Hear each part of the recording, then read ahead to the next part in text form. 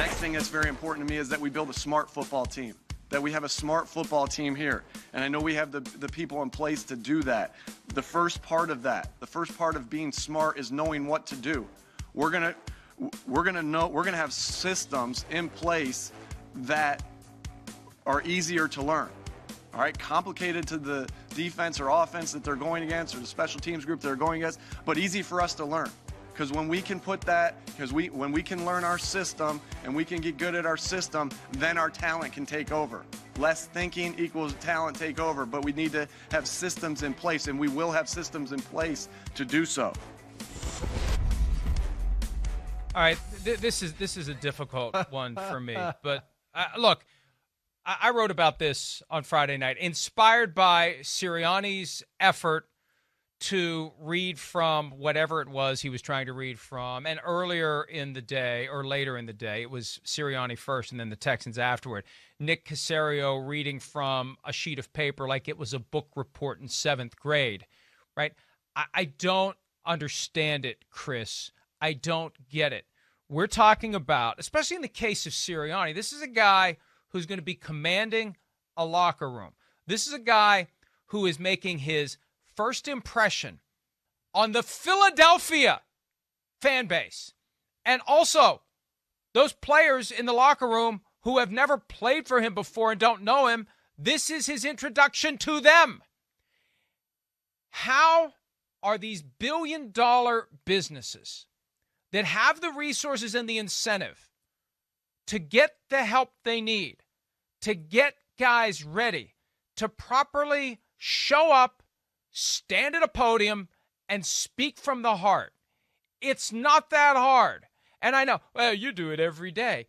It's not that hard. That's why we have the jobs. It's not that hard. You just talk. You say what you believe. You say who you are. It's not what you say, right? It's not like, and I'll give you an example. I always aspired when I was practicing law to be able to deliver an opening statement or a closing argument without notes. Because you know the case, you don't need notes. But the problem is there's certain things you have to say.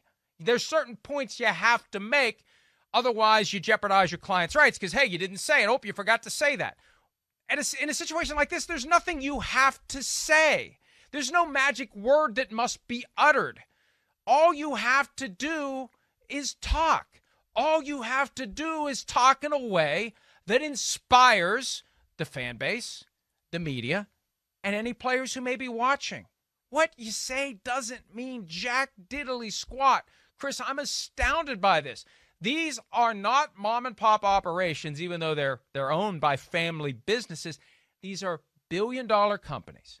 Where are the consultants? Where are the specialists? Where are the people who would help Nick Sirianni rehearse that press conference? Where are the people that would go to Nick Sirianni and say, Nick, you're going to wait.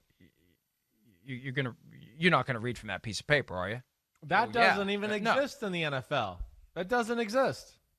Isn't it Those amazing? People there. I know, but why? Are they that cheap? Are they that cheap? I know. Yes, it's they amazing. Are. Yes, they don't have people that, know Sky Judge. They don't want people there to check the inflation of the football. They're cheap out on all those things. Yes, you get we that know needle that. that's all crooked, like my middle finger. Not that I'm showing you my middle finger, but my middle finger's crooked. But you're right, Mike. I mean, but I think, too, I'll give a little leeway into this. First off, not everybody's as comfortable as you and I sitting in front of this camera. I resent you saying that we're not that talented, okay? Not everybody's comfortable with a big mouth and being I know you're not. I'm willing to admit I'm not. I know you're not. But, coaches can be a little different that way, as weird as that is. That's why I don't ever judge too harshly with that, even though this was a very awkward moment. There's no denying that. But his wheelhouse is coaching football and talking to football players. Yeah, this was outside of his wheelhouse. It wasn't a good look, certainly. And, I mean, I found it laughable, and I don't mean to be disrespectful to Coach Sirianni, because I actually like a lot of the things he does as far as offense and what he believes. But I just found it laughable that he's talking about we need smart people, and there he is fumbling with note cards. And we want to play fast because we don't want to have to think, and there he is thinking about his note cards, where I want to go, you're truly like almost talking out of both sides of your mouth about the message you're trying to send and then the message you're actually giving us, which was just crazy in itself. But I'm not going to judge too harshly here. He is a young guy. It wasn't a great look.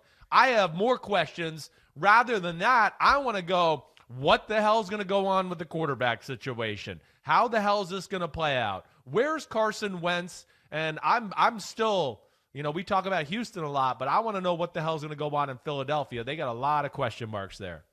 And that's the other side of this. I think the Colts were the team that you didn't mention earlier when we were lining up you're candidates. Right. That's Matthew how we Stafford, them. Deshaun Watson, right. but Carson Wentz could end up in Indianapolis. But Sirianni comes in as the guy who's the right-hand man of Frank Reich, but then they hire a quarterbacks coach who's known Jalen Hurts most of Jalen Hurts' life. So it is a strange situation. But, Chris, you make a good point that's related to something else that I want to shed light on.